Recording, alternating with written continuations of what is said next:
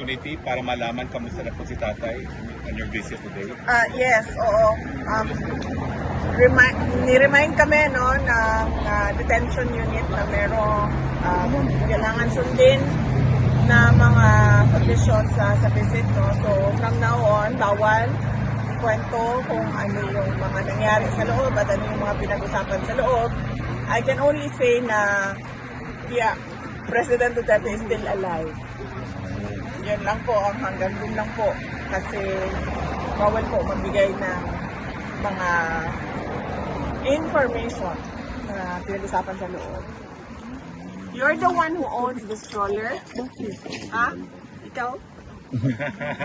Charlie. Ay, ikaw! Ay, mayroon pa palang mas maliit. Nabasilan. So, but even up to his health, wala pong malita. We're not allowed to give updates. Okay. Anyway, but kayo, VP, will you be here during the hearing on the 23? Inaayos pa namin yung schedule namin, no? So, hindi pa namin alam kung sino yung makakarating sa September 23 para sa confirmation of charges. But likely, merong relative na darating.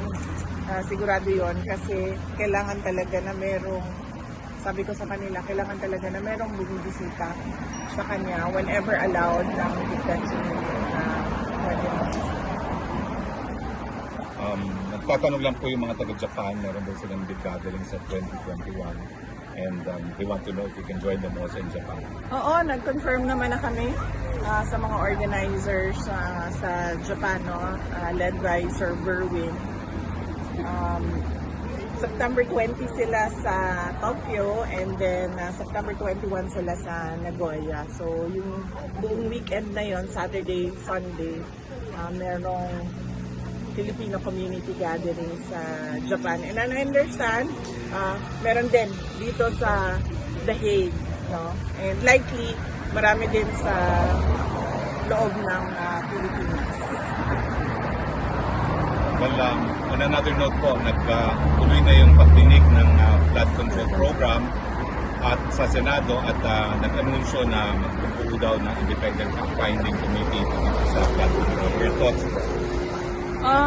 Well, sabi ko nga lagi, no, too little too late yung administration. Alam naman na natin yung problema na corruption sa flood control. Hindi lang sa administrasyon na ito, sa mga lahat ng mga dumaan na administrasyon, hindi lang sa administrasyon ni Pangulong Duterte. Alam na natin yan lahat. Naging mayor ako 2010. Meron ng issue ng flood control corruption. And mas worse lang sa atin ngayon dahil sinasabi ko nga, hindi lang naman flood control projects yung merong corruptions. As early as 2024, noong nag-resign ako sa Department of Education, matagal ko pinag-isipan yon kung magre-resign ba ako at sasabihin ko ba kung ano yung mga experiences ko as a secretary ng Department of Education. And then, nag-decide ako na magsalita talaga kung bakit. Sinabi ko nga, in-attach yung pinaghati-hatian ng members of the House of Representatives ang SBP, School Building Program budget ng Department of Education. At hindi lang yun, in-attach pa nila yung listahan doon sa House version ng GAB. Pero, and alam yun ni President Marcos, ng BBM, alam niya yun, kasi tinake up din yun during a meeting in Malacanang. Pero, he looked the other way. So, magdududa ka kung bakit bigla ngayon ay merong silang palabas na malaking investigation ng flood control projects. Ibig sabihin, meron na naman siguro silang niluluto behind the scenes na syempre hindi natin nakikita dahil lahat tayo nakatutok doon sa flood control corruption.